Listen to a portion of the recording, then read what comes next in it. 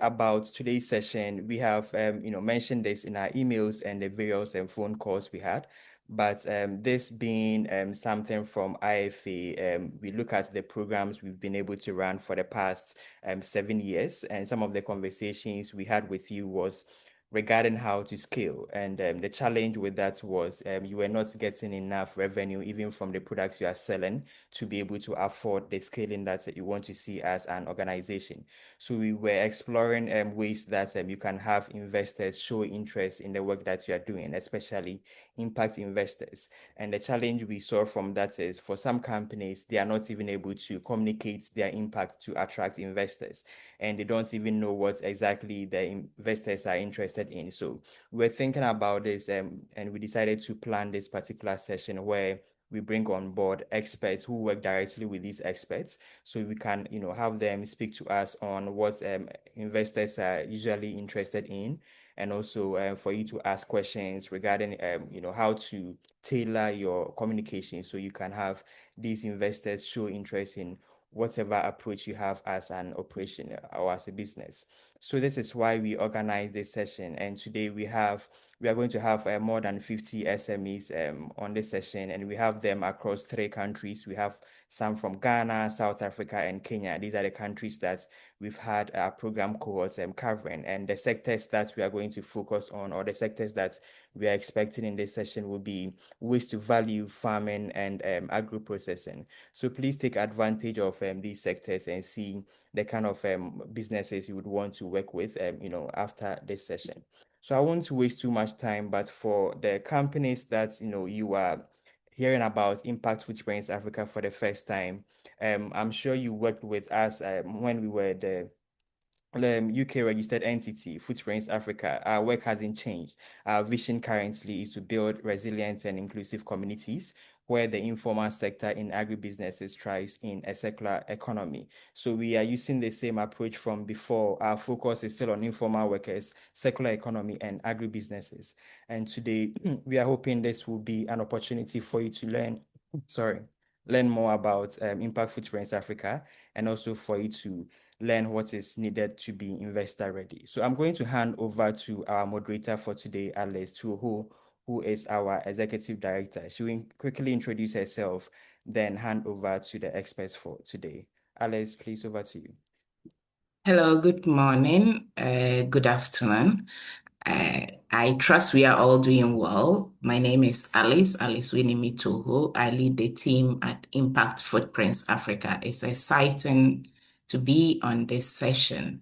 And just so we are sticking to the time schedule, I would like to invite my panelists, Nicholas and Justina. So Nicholas first to introduce himself, and then we have Justina go. And so if you can just provide your full name, what you do, and what your organization does as well. Can you hear me? Can everyone hear Yes, me? please. Awesome. Yeah. So my name is Nicholas Clark. I work as the investment principal at Weave Capital. In terms of background, briefly, I've been in and around the space for a while. I've worked in consulting, switched over to investing at some point, and for me, that's where it all comes together with Weave Capital, where we are a seed investment fund or a seed stage investment fund. We're currently based in Lagos, but then our focus is Pan-African, and we have a very specific mandate to work hard, especially in the Anglophone side of West Africa. So that's Ghana, Nigeria. And yeah, it's a pleasure to be here. It's a pleasure to speak to you all, and hopefully we can have a very exciting engagement. Thank you. Great. Thank you, Nicholas. Justina, please. Hello, good morning, everyone. My name is Justina. I work with Impact Investing Ghana as the program lead for Deal Source Africa. Great to be here. As part of our work, we connect businesses across Africa to investors, to transaction advisors, and we've been able to help 8 businesses close funding, and we are looking at doing more this year. I'm happy to be here, and I look forward to the discussion. Okay, great. Thank you very much for the intros. And so I'll delve right into it. And my first question, once I started the intro with Nicholas, I'll start with you, Justina. And for us as an organization, with the background Randy previously provided, we've learned a lot through our programming so far. And we've noticed that many SMEs in Africa are generating measurable social and environmental impact, but they tend to struggle to translate that into investor interest. And so how can they be more effective in terms of positioning the impact story that they are making in their businesses such that investors are attracted to them? Thank you, Alice, and thank you once again to everyone. Just to start, I want to say that investors are not only interested in impact. I think that is something we need to clearly put out there. Even impact investors are looking for impact for the businesses that they are looking for to make financial return for the businesses that they invest in. So just to give a clear idea, if we talk about an impact fund, you are looking at a fund that is looking at investing to create something viable, sustainable, and beneficial to the environment or society. So their goal is to look at a win-win situation for the investor and the investee company. Usually they do what we call the triple bottom line. So they are focusing on the effect of your business on people, the effects of your business on the planet, and then shared prosperity. Now, despite the fact that impact investors are looking for this, one key thing that impact investors are interested in is financial return. So I would always flip the coin when I'm talking to businesses because a lot of impact-driven businesses tend to focus on impact, and they forget that there is supposed to be the financial return part. So I would say that if you are a business that is looking at engaging an investor, first and foremost, you need to be certain whatever your business is doing, it is good and it has a strong commercial case. If it's a circular business, does it have a strong commercial case? Is it something that the investor sees that this model can be repeated, it can be scaled? Can it be replicable across other markets? What are your margins? What are your operational systems? If you have only impact stories to tell and you don't have certain key areas looking at how viable your business is covered, an investor, after engaging you for the first time, would not want to engage again. So these are key things that an investor wants to look at. Because of time, I'm sure as we go on, we can delve more into what it looks like. Is it competitive? I'm sure Nick also has some interesting insights to share. But I want to say that, yes, we'll look at the impact side, but as a business, you should have solid financial gains. You should be able to show the investor that your business is scalable, it can be repeated, your business has a clear problem market fit, and if you have some of these things covered, then the investor will now look at your impact. So thank you, Alice. I will pause here. Thank you, Justina. That was insightful. Nicholas, would you like to add to that and more specifically to your current organization? What do you consider in relation to this question? Sure. Thanks, Alice. And Justina's been in the space for a long time. So everything she was saying, I was just nodding my head the entire time. For us, or me personally, when I'm looking at a business, they're just things I'm looking for. It could be a recycling plant, it could be a waste collection, enterprise could be an e-waste processor. But I'm asking, the business says there's some element of impact. Is that just a side story, or is that really what exactly the business is about? So most times you end up seeing businesses that say, oh, we're doing XYZ, we can do XYZ, we impacted XYZ people, for example. But you you think about it a lot deeper and realize that the business doesn't revolve around these people they say they impact. They just put it on maybe slide 3 just because they've heard that Weave Capital or another firm is looking for an impact investment story. So there's a nice story to do. But then, like Justina was mentioning, what are the fundamentals of the business? What is your cost structure as basic as that? Because you'd realize when you break these things down, your business would have a lot of impact. But then if your costs to produce maybe one item or to produce one solar pump is exceeding what you're even getting from this solar pump, or just to even market it, your unit economics are breaking in real time. And then when you get more investment into that, it further exacerbates the entire problem. So then what you have is a sinking ship, which you can't really find a crack to. So you would assume it's a marketing problem. You throw more money at marketing, but then it's a unit economics problem. Your team is not built to support such a solution, or at least not yet. You haven't figured out the right model that would make it easy to, like Justina mentioned, to replicate. And that becomes one of your advantages. If you can easily say, I understand the business, I just need maybe X amount of money to just scale it. It's easy to say that, but then the question is, what are you scaling in the entire model? Are you trying to build a bigger facility? Are you trying to hire more people? So it's more like those different elements of your business is where usually we tend to look at. So the impact is always fantastic, but it's I wouldn't call it a footnote per se, but then it's more like what else is there apart from this impact? Because most people can put together a good impact story. Now that we're in the season of AI, we could put together a cross story, make it look good, let my thesis look like I'm doing this for XY people. But the business itself would have to show through its economics, through how the business has been running.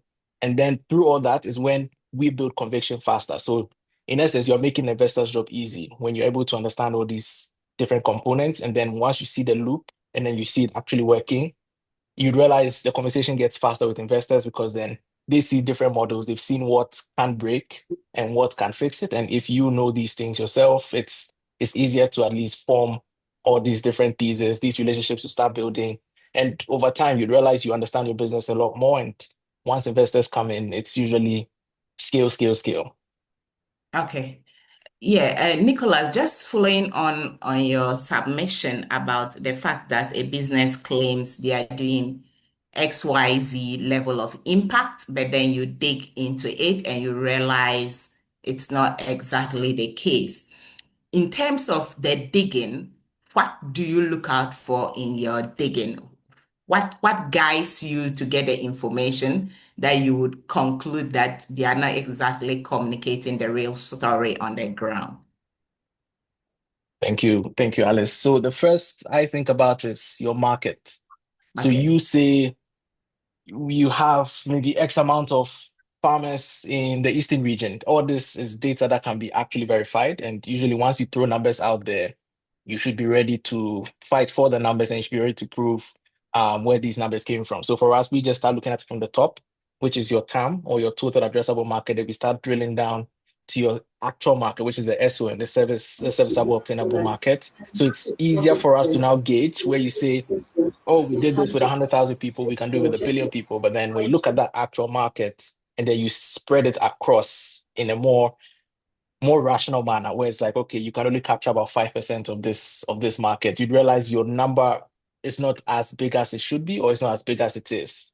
And that then we now feather it down to how many paying customers are there, for example. So it's all these different levels of analysis that go into just trying to ascertain if and what you're saying is actually true in terms of where you say your impact lies.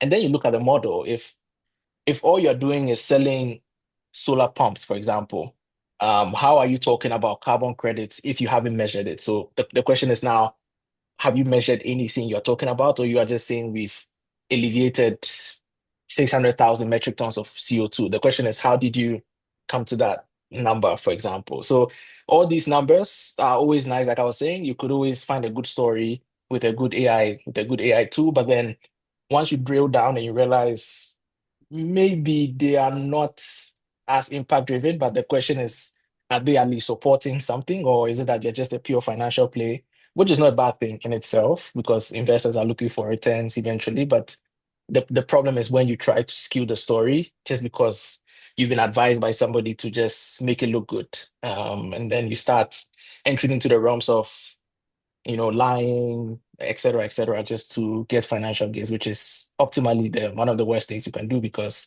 investors eventually talk to each other. And then if you have a bad reputation at some point, it spreads really fast. And then your business suffers, your employees suffer, which didn't have to be.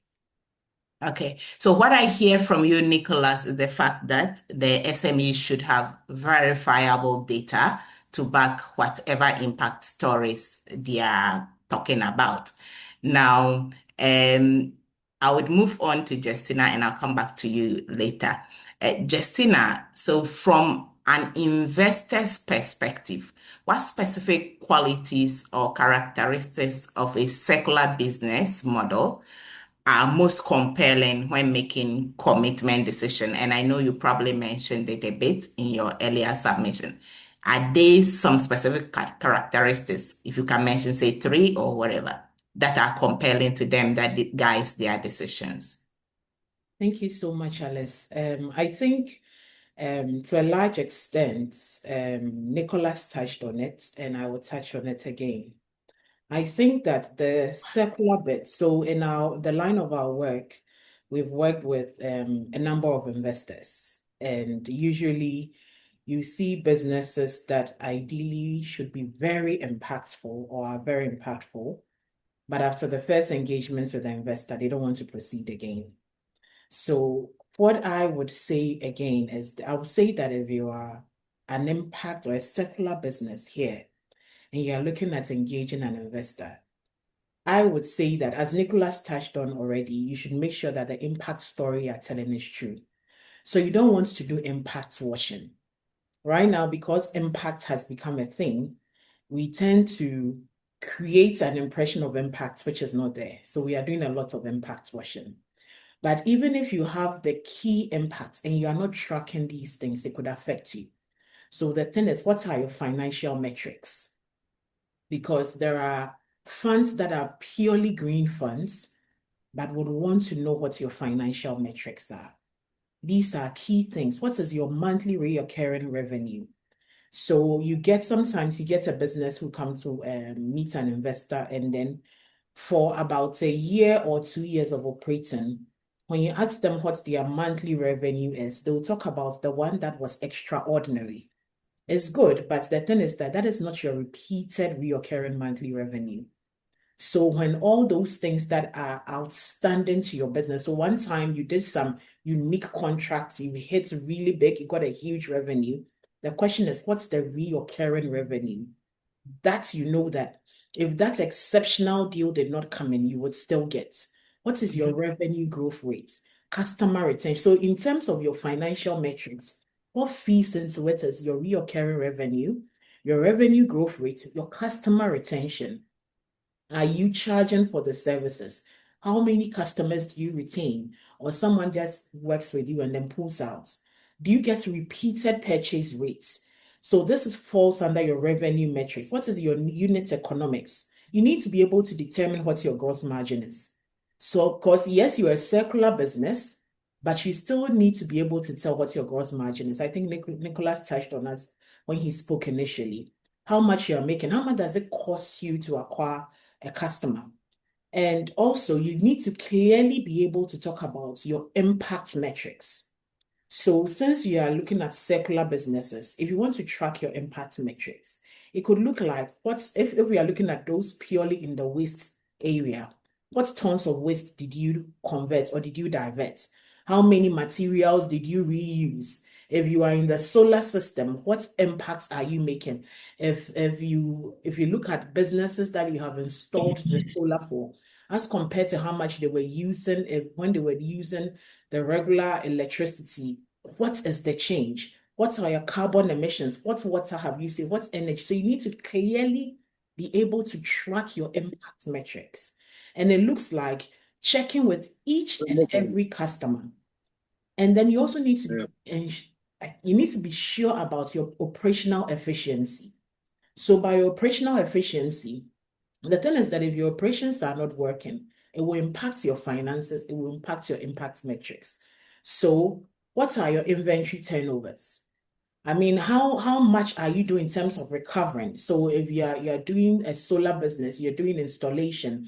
If you're doing some you give some as at some sort of debt, because for a few solar businesses I know, the very huge ones, they usually would require someone to come in to finance the installation of the solar.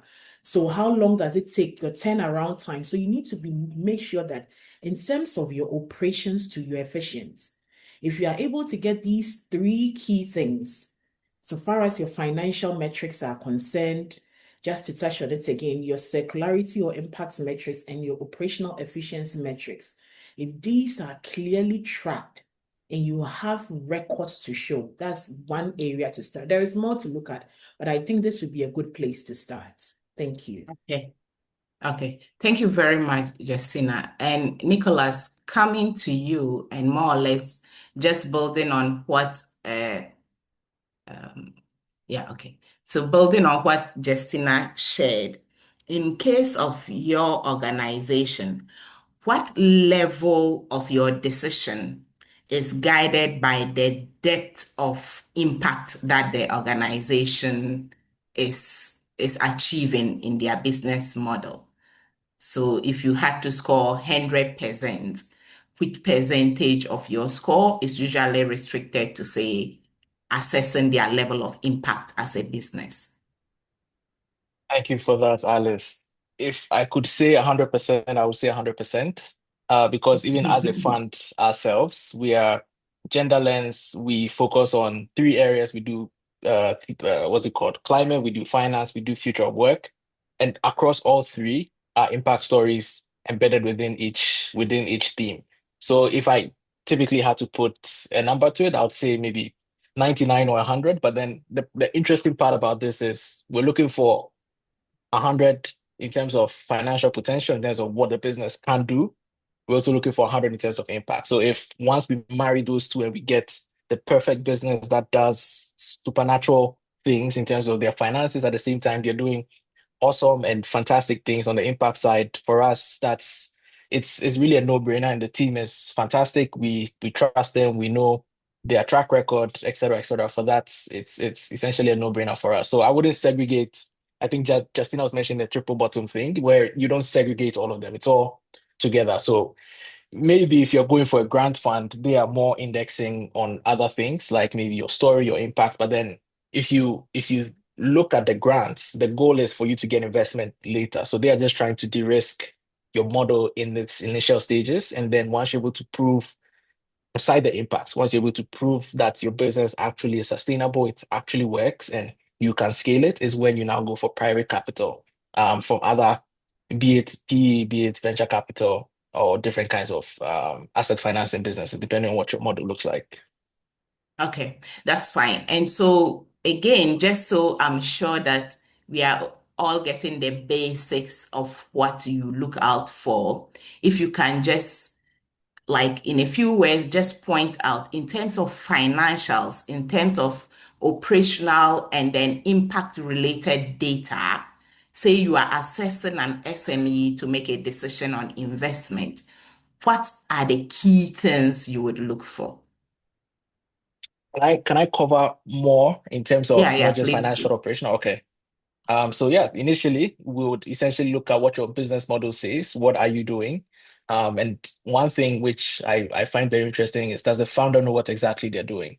Because they end up doing a few things, but then you'd realize when you ask a few piercing questions, it's always to be discussed, it's always to be figured out. But then the business model is not clear, which is not a problem in itself. You're an early stage business. Eventually, you would understand where the real money is coming from and where the real impact is also coming from. But then I look initially at what your business is doing.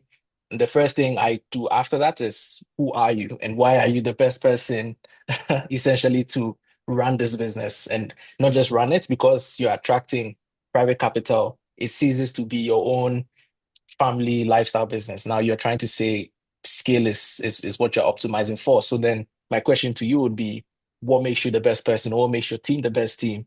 So then from there we start building. Okay, so you have this solution, you guys are doing this fantastic team, but then now I'm looking at the market. Is this market really feasible for you? Are you really targeting the right market? Have you mapped out what that will look like in the next maybe 2, 3 years to see how your market will develop and how you will develop with your market. And then we now look at a business model, how is all that churning? So I think Justin was mentioning in terms of a recurring revenue, what kind of business are you? Are you a business that needs recurring revenue on a monthly basis? Are you more annual subscription? Are you more pay as you go, depending on what your model is? But then now we try to understand all these pieces, and then you realize as you're talking about this story and how you're making money, the impact side just eventually comes to you. Because if you're a payment platform, for example, inclusion is a no-brainer, because the more you facilitate more payments, you're including more unbanked people into the story. So we don't need the impact story off the bat. It's more like as you're speaking about it, you'd be very surprised, because financial will follow impact. It's a if you're demonetizing things for market women who are not in the banks, like you're essentially tapping into a huge revenue base.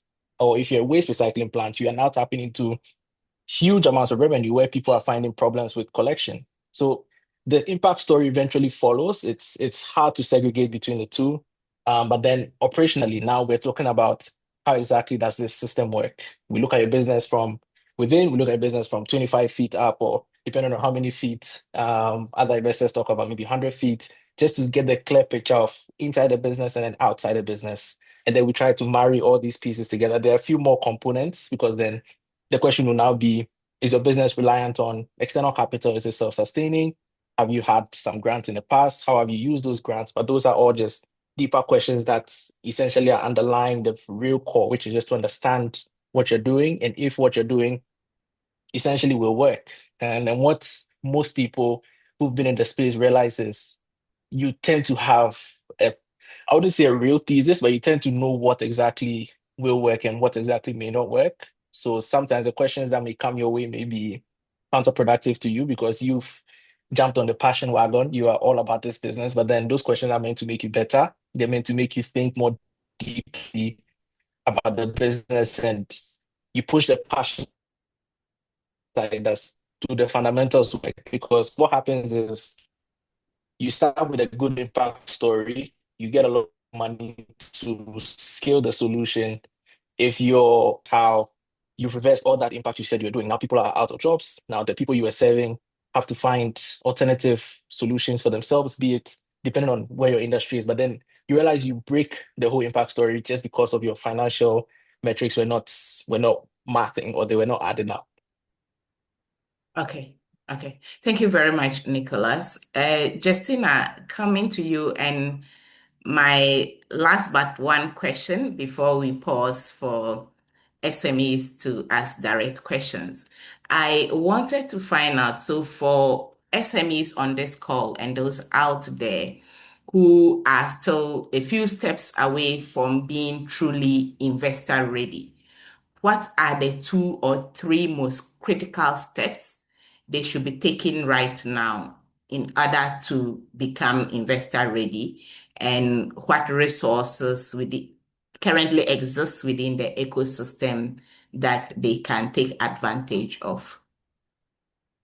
Thank you so much, Alice. And I think to a large extent, Nicholas touched on these things. I think that in being investor ready, it will be very, very critical for any business to one, have their books ready. You should have your books ready, because I think, as Nicholas mentioned, even with a triple bottom line, you don't separate them. These things go together. And investments ready always comes down to how your records are. So you want to even find out, even though you're an early stage business, I think Nicholas made a comment that why would they choose you over another business? Because if it comes up again, Nicholas would tell you that usually funds get a lot of businesses coming to them. Some private equity firms will tell you that they look through sometimes over 100 pitch decks in a year, and then they would go for maybe just a 5, or sometimes even less. Those that have a lot to do within the year, they could do a 10. So you need to be keen. You need to find out the tax that you're doing. What kind of model are you running? Nicholas touched on that. How are you making money? So you're not just on the passion wagon. the business model you have, can you clearly show how finances come true? You also need to find out, do you have the right team to execute? Because at early stage investing, and I think Nicholas hinted to that, at early stage investing, the investor is banging a lot on the team instead of even just the business. Because you could have a wonderful business idea, probably the best business idea to ever hit planet Earth. But if you don't have a team to be able to execute that, then you are in trouble. So you need to start looking at your team. Do we have a team that can execute what we say we want to do? If you don't have that, it's not a bad thing. You are now evaluating yourself. Start looking at your systems. Which team members can you bring on board now? Which ones can you afford to have? The thing with businesses is sometimes we say that we don't have enough funding, we don't have enough money to pay for the quality staff. Sometimes you don't need someone to work for you full time. Sometimes you need a retainer. You just need someone who will come in periodically. If you don't have anyone checking your books, you don't have any accounting system, any accountant whatsoever, you can get someone who comes in on a retainer basis. You want to make sure that you have a solid team that you can work with. You also want to make sure that your finances are in place. Do you have your records? If you've never done an audited financial, let's say you're so early stage, you've never done an audited financials, at least you should have your management financials.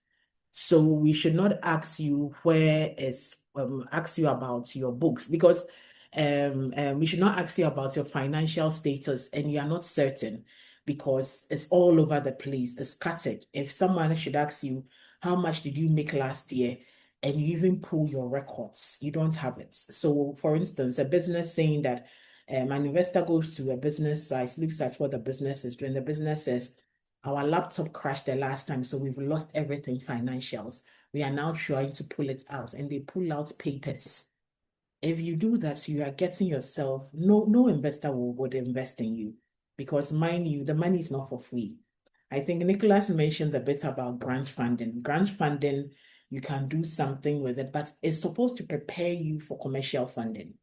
So you should have a solid, robust system, something you can work with. Even if at this point you're not working with a financial software, you should have a good spreadsheet that has been well done and someone can look through. If you've been operating for about 5 years or more, I would say please start getting your financials audited if you've never done that. Because when it is audited by a trusted auditor, then the investor can trust what is there. Now, you also need to be able to know, what kind of funding are you looking for?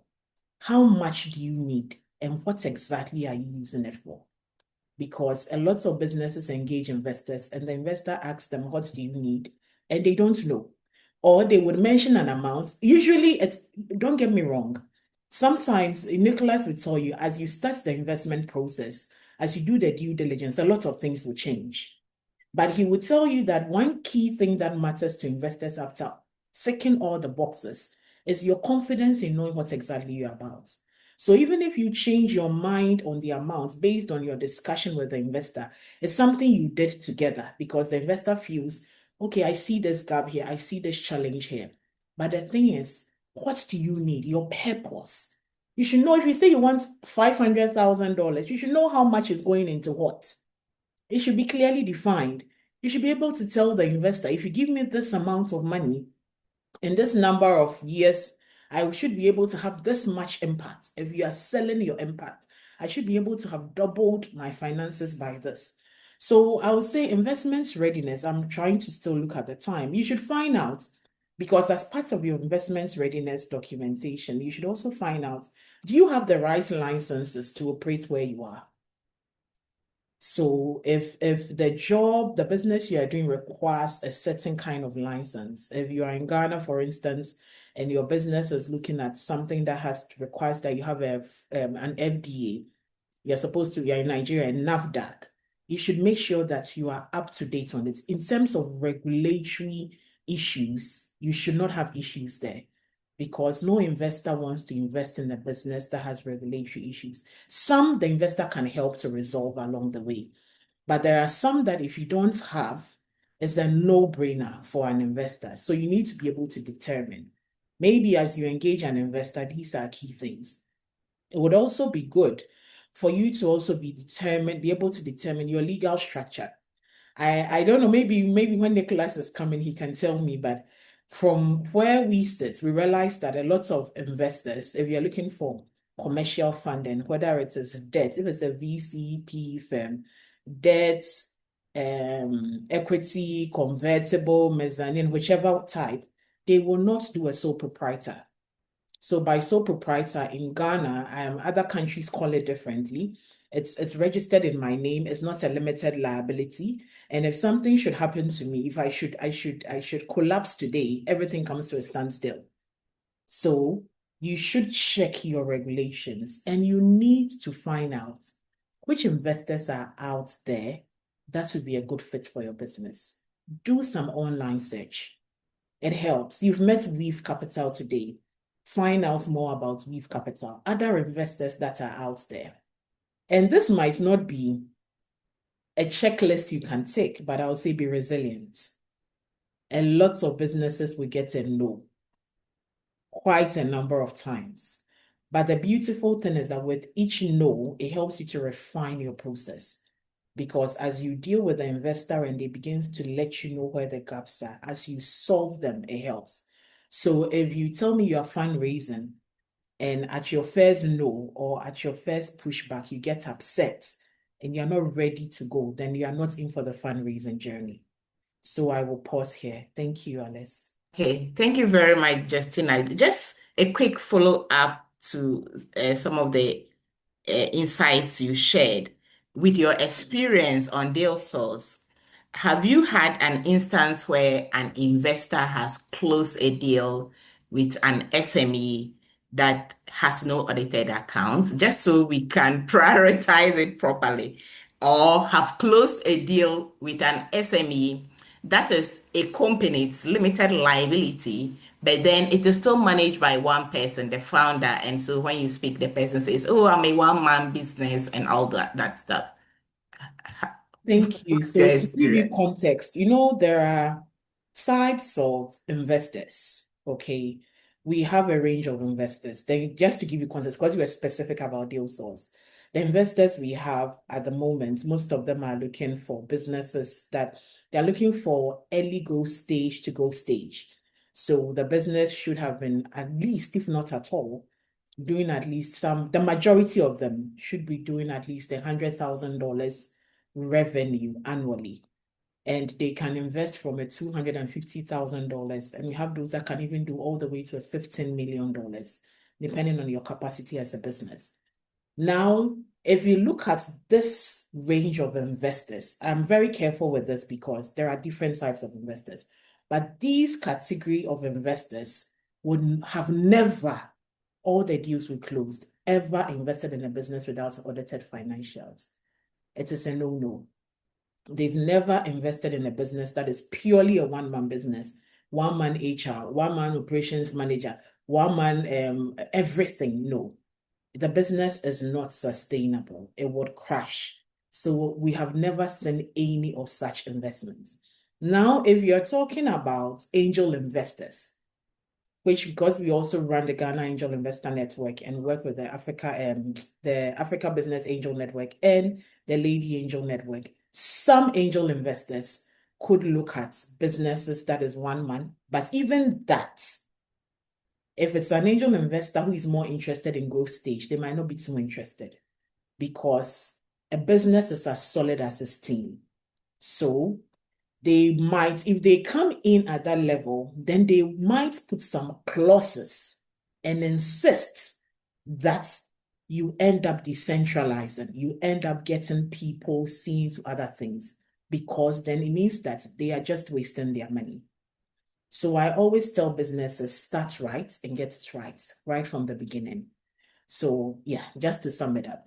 Thank you. Thank you very much. Nicholas, so specific to Weave Capital, have you invested in businesses similar to the question I asked Justina earlier, businesses that do not have audited financial accounts or has a one man just running the whole show? Personally, I wouldn't put my money there. So I wouldn't imagine an institutional investor would, given that they are Okay. taking the money from other LPs where the money is coming from. When you think about it, just thinking about the scope of it and how important this money is coming from pension funds. It's coming from people's actual savings. It's coming from somebody who's worked hard and then set up a small entity aside just to say, maybe I want to get some revenue, but at the same time, I'm looking for a lot of impact. But once you understand how this money flows, you tend to put some importance to it. So you wouldn't just wake up and just put together a spreadsheet with any number and say that, hey, I'm looking for even $5,000, because that money's coming from somewhere, from a retired teacher somewhere, from a retired engineer somewhere. It's really high stakes. So I feel like as a person, if you want to be trusted, you be trustworthy. So present auditor statements, present details that can be factual, that can be checked. If your business was registered as a sole proprietorship and you converted to a limited liability, be clear about it. But don't lie that you're a limited liability, but then at the same time you're a sole proprietorship, because eventually you get found out. And because this money has consequences, there are consequences, of course, to how this money is used. Okay. Thank you very much, Nicholas. At this point, I'll pause and hand over to Randy to facilitate the Q&A session so that participants who have direct questions can engage. Yes, please. Thank you so much, Justina, Nicholas, Alice. So for the rest of us, if based on the conversations that we listen to, we have questions, you can put your questions in the chat box, but you can equally unmute and ask them. So over to you, my participants.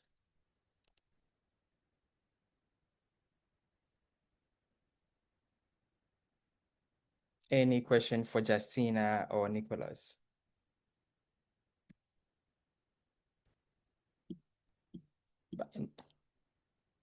Hi, Mr. Idi.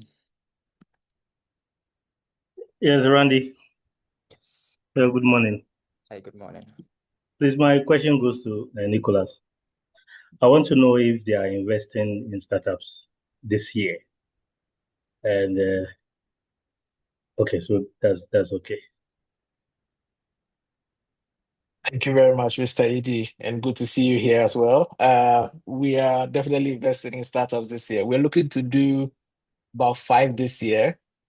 We currently have maybe about 1 or 2 actively progressing, maybe DD phases and other discussions, but we're looking to do about 5. So maybe about 1 to 2 a quarter, and then hopefully we'll count it as a very good year.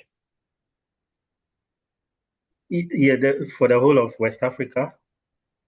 Yeah, we're focusing, it's pretty much Ghana, Nigeria, but then we are opportunistic across the continent. But currently in our pipeline, we have, I think it's dominated by Nigerian companies, and I always say by virtue of the fact that their numbers are greater than Ghanaian numbers, just looking at startup volume side by side. But yeah, we're looking to do both in Ghana and Nigeria, and opportunistically maybe Kenya at some point.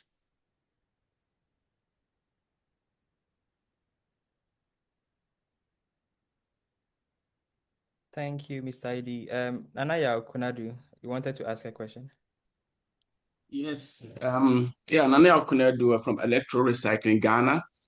I believe we are doing great stuff in Ghana here. For instance, we have built made in Ghana television with an old screens, which let me say 80% of the input comes from the waste. That's one part of our revenue, and also we do a lot of refurbished phones and laptops for students and a community as well. But my question is to Mr. Nicholas: is it also possible to invest to make us an investment ready? For instance, to get the right consultant to support us with the documentation, etc. Yeah, that is absolutely possible. I think for us, we run a couple of investment readiness programs annually. I'll find out what the date is, but I'm trying to get them to do it in Ghana this year. Last year was done in Nigeria, but hopefully we can do a blended one where we have both for Ghana and both for Nigeria. But usually we do these investment readiness programs just because we realize that a lot of the ecosystem needs that slight edge in terms of just being exposed to actual investors, being exposed to more ecosystem players, for them to know. And for us, it's more like if we were to send you a term sheet today, how would you negotiate your terms with us in terms of what you think your valuation is, what you think our valuation or proposed valuation to you is. So all these things are important things for us, and we understand that not every business essentially gets there by just being there. You have to go through some level of training, some level of exposure, some level of orientation. And for us, we are also very keen on that. I think I'll communicate with the IFA team when we get our dates lined up. And then, yeah, if possible, you can apply, and then to be great to have you and then to engage with you, to get to know you, you get to know us as well. Great. There is a comment from CJ Bernard. CJ, are you able to unmute and ask your question, please? I don't want to quote you wrongly.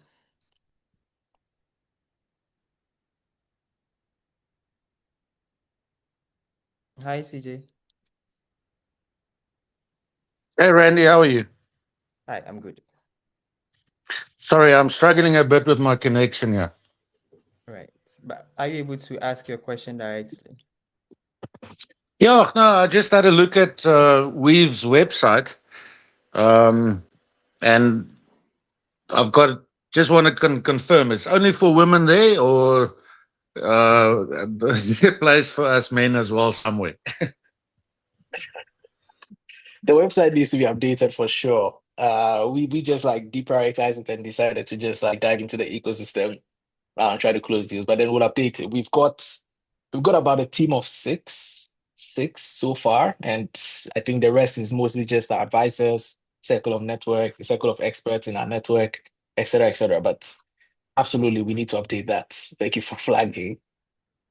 All right, no, cool. I'm looking forward to reaching out to you and see what we can do. There's some really great opportunities, and there's a definite need for it. Absolutely, looking forward to it. Great stuff. Okay. Hi, Yusuf. Yeah, hi. Good morning. Yeah, I hope you can hear me. Yes. Okay. My question goes to the two. Which team do you say no to, and which team do you say yes to? To break it down, basically, are you looking at the person's credentials, like academic credentials, especially startups that have been able to gather one or two colleagues together? Do you look at their credentials, their professional studies, or you look at their what do you call it? This one, their passion to work together?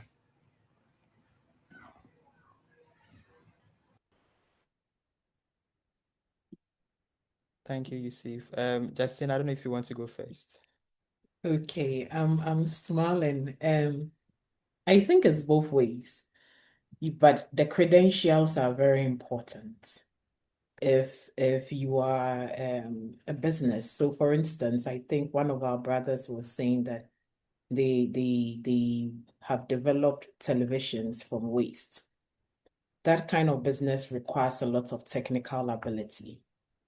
If you are a business that is in a space that requires a lot of technical ability, and you tell me that you have a tech company, and the people that are running the business are people that are pharmacists, farmers, they don't have any skill in that particular area. No. If you say you're running a business and you're fundraising, and you don't have someone who is a qualified person to be able to look at your books, whether on retainer or a full-time employee, no. So there have been instances where, so I just want to say that there are some gaps in a team that an investor can still invest, and later as part of their requirements or as part of closing the deal or giving you the money, they require that you fill it. So there are instances where maybe the company needs a chief financial officer. If the investor is so certain that the other team members are a good fit, the investor can invest and would later even bring on, especially if it's equity, would bring on board someone who come and fits that role, who has the right expertise for a period to help you align. But we are looking at expertise and passion as well. I'm saying passion because there have been cases. Let me use a particular angel investing case. Investor gave business money. Business has received back-to-back money from investor, and one day packs up and says, I'm going outside the country. I'm going to get a job. Then you are not passionate enough to see the business through. We all know that entrepreneurship is hard work. So if the entrepreneur is not passionate enough to see to the business, is not committed to doing long term to ensure that the business gets to where it has to get to, then probably you are not a good fit. But if you are passionate without the technical expertise for your field, it won't do anything for your business. So expertise is number one, but the passion also matters. Thank you. Thank you, Justina. Nicholas? Yeah, similar to Justina, you can't be in a different industry, specialize in that industry, and then say you're raising funds for a startup that's essentially you haven't, specialized in, or you haven't delved in to understand all the intricacies. Because remember, you are competing with other people. You are a basketball player trying to play football, but you're competing with the likes of Messi, who's been playing for the past 30 years. So how sharp are you going to be when you're actually competing head on? Because it's a marketplace. Your business may seem innovative now, but then you open your eyes wider, you look across different markets, you realize other people are doing maybe times 5 that or times 2 that. But then the investor thinks, well, I can still back you and you can still match up to these people. But then you now look at the team and you look at their team of star-studded people who seem to understand what the business is. So you have a CFO who is for example, a fintech who's an ex-banker. These are the edges people look at and they're like, okay, so this person might be able to see something the regular doctor who just started his fintech might not see yet, but then eventually will see. But then all these learnings might be also very expensive to that startup. So let me just put my money into these guys who seem to know what they're doing, seem to have figured it out, seem to have the expertise to navigate all the challenges. Because like Justina mentioned, it's hard being an entrepreneur. You would think it looks good in the first year and then all of a sudden a market downturn. I think that happened in Nigeria where for most of these agri-trading companies, they were trading in a particular commodity and then the government just opened up imports for that same commodity. So now you have a system where it was overly cheap to get the same commodity, but I imagine you're a holding company who has all these commodities you're holding as inventory. You have to sell them off at a loss eventually. But have you done this before? Do you have people on your team who can navigate all these things, can open doors for you, can get conversations started where others can't? That's your advantage. So yeah, I wouldn't index it too much, especially let's just looking at how young people also raise money who don't have maybe a lot of credentials, but then they have the expertise. They probably have been doing that thing for the past minimum 7 years, maybe 7, 10 years. But you have to supplement that with a good team. If you don't, for lack of your experience, get an experienced person on your team. For lack of this, you get that. So all these things, you're just trying to piece together your own version of a star-studded team. Thank you so much, Nicholas. Time is running out. I want to take one last question from Mr. Joshua Edem, then I can hand over to Alice who will wrap up with this discussion. Joshua.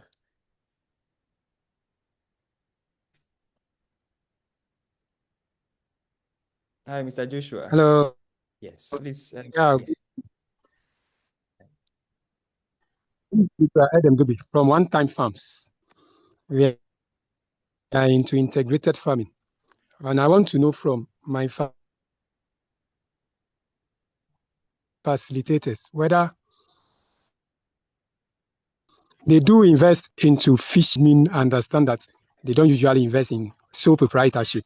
But if the business also is lucrative, do they are promising, if the business is promising, do they actually mentor or help the person stage by stage to accelerate or upgrade from the sole proprietorship to either a partnership or company limited by liability so that investment? This is my question. Thank you.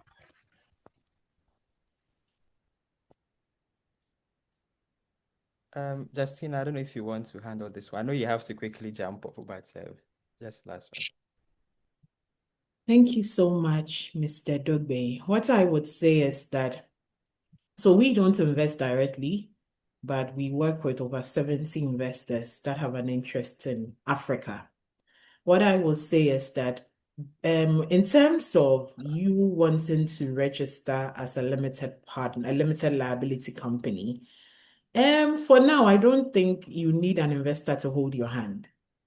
I can tell you are a Ghanaian, but I know even with other countries, all you need to do is to go to your Registrar General's department and register. You don't need any coaching. If you tell me you want to understand the risk behind what does it mean to have a limited liability as compared to a sole proprietorship, with that, I would first and foremost encourage you to do some DEX research online. You get a lot of information that would help you understand what it means. In terms of assisting businesses, usually before an investor would assist a business, it means that this business should really, really be interesting.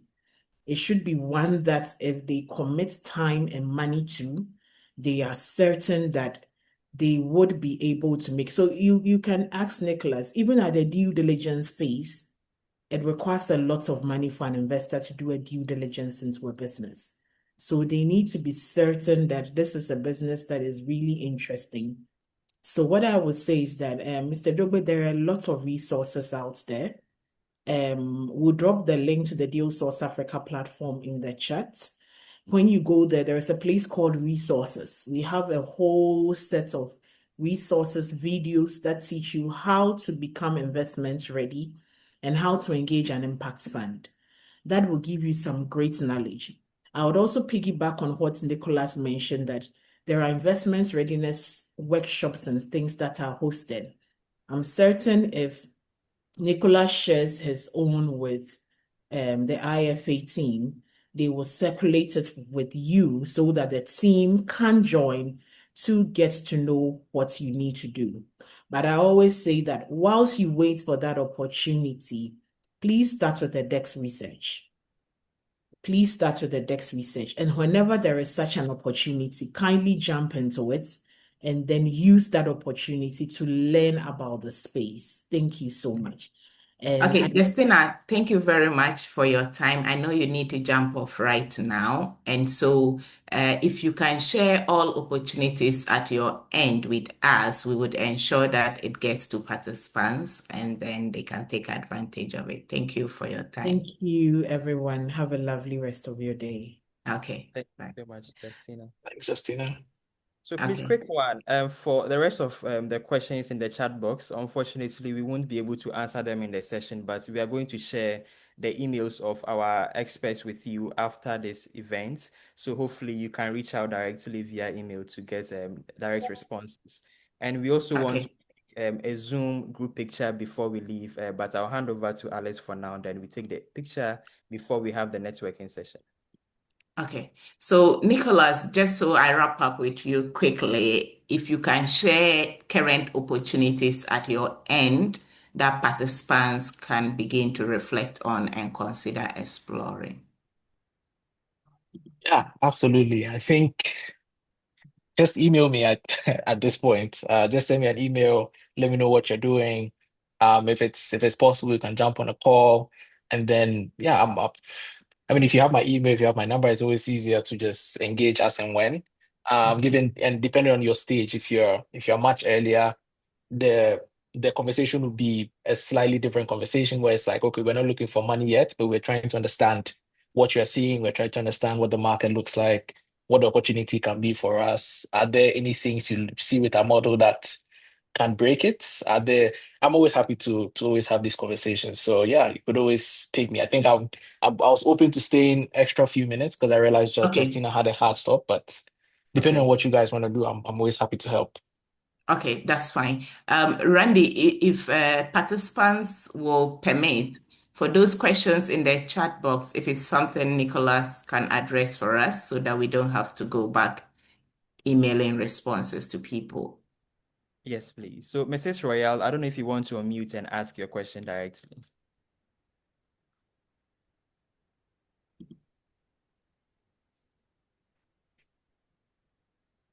Thank you. Please, over to you, Mrs. Royale.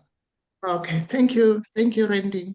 I just want to ask Nicholas, how do you view the startups that have a strong organizational structure but are still building the financial capacity to onboard full-time expert talent? So what I'm getting is you have the structure, you have a company that's running, but then you're struggling to get the right talent in, or you're struggling to retain them because it's expensive. Just trying to understand. Yes, because their expertise, it means when we compare to, let's say, like if you do have general workers and the expertise, the salaries are high. Yeah, that is a real problem. And what I've seen people do is they offer a bit of equity of the business if they cannot foot, especially the upfront capital. But what I would add to that is if you're offering equity, don't offer it all at once, because what you end up having is you end up hiring me to run your IT department for you. You give me, say, 1% of the company. And then you give me all the 1% in the company. And then in about a few months, I get a job with Facebook and I'm like, I really don't have the time. So I'm sorry, I have to move full time into this Facebook role. What happens is you now have me who has 1% of your company floating around in the ether somewhere. So if your company in essence does very well and then you're exiting, I can essentially just email you and tell you I want my 1% of your company's value, which you've been able to sell, which in my mind, and I'm sure in your mind as well, it's pretty upset because what have you done to earn X amount of value in the company? But usually people call it a vesting, where over a period of time, you get some equity. So people do it maybe 4 years vesting, where if I'm giving you 1%, every year you get what do you call it? Every year you get a percentage of that. So let's say we divide 100% into four, that's 25%. So you get 25% of your shares if you stay with us for the first year. If you stay with us all through to the fourth year, you get all your equity. So, but if you stay with me for 4 years, essentially by that time would have been making money, and then I can afford for you to stay. So, it's more creative if you feel that's also a bit too expensive, because equity in itself is very expensive.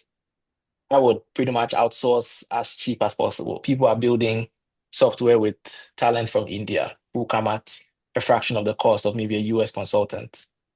So it's more about you just being creative as much as possible, but also just know that not having capital to pay employees is not it's not a unique problem. It's a widespread problem. So you don't feel bad if you can't. Just find a way to navigate it, and then you focus on what you are doing as the CEO, as the founder, where you're also trying to grow the business to now become revenue generating. And eventually it all makes sense at the top, where you're making money, you have the right team, you build the right product, and then you're all growing together. I don't know if that helped, Royal. Yes, thank you.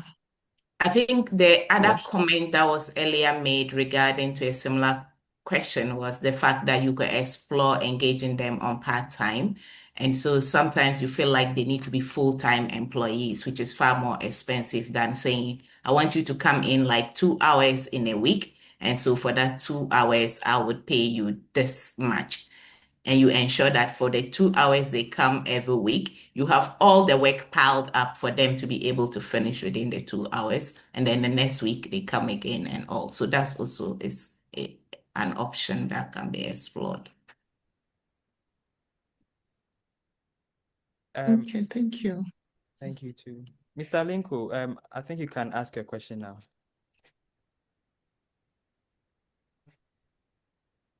Hello, good morning, everyone. Hi, good morning. This is Alinko from Pyramid Upcycling Limited. Um, I'd wanted to ask this question, but it looks like it has been discussed a bit about getting people to do your short-time jobs. And I'm thinking, like my friend who just said they both made in Ghana TVs. You see, these TVs are something that are unique and it needs marketing. And this is the case if you don't have any this thing, money to pay for the marketer and so on. How do you sell? So in a way, it becomes very difficult for you. Because after selling that, you can pay your marketer. And apart from that, you need an administrator or an accountant to keep your books, and you need to pay that person. So, in the sector of marketing, to sell and then be able to pay the rest of your your team is a problem.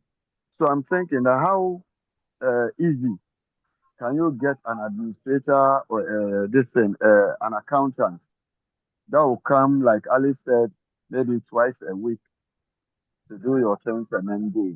How do you get them if you meet people like that? And how affordable is that too? And does it?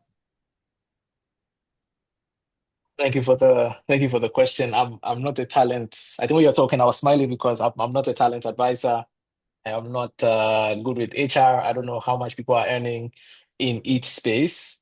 But then, in my opinion, if you look, you will find, and it depends on what you're looking for. Are you looking for 20 years experience, or are you looking for 2 years experience where you can guide them and handhold them, and they would ultimately be cheaper to you as a business? And that would ultimately be a question you would have to answer to yourself and, of course, to your teammates or to your co-founders if you have any in terms of what kind of talent you're looking for. If it's just basic bookkeeping, there's software for that now.